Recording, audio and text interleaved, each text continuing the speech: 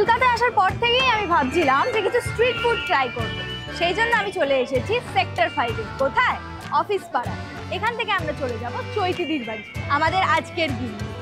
আমার বিয়ে হয়েছে ডিসেম্বর 2020-তে।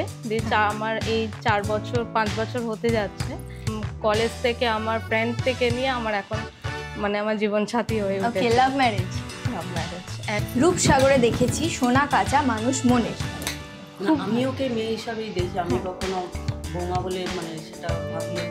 তুমি তো ইস্ট বেঙ্গলের হয়ে খেলতে, তুমি কি সত্যি তাহলে ওপার বাংলা থেকে বিলং করো? এটা খুব পরিশ্রমী খেলা হুম, এবং খুব শর্টকাট রাস্তা কিছু হয় নেই।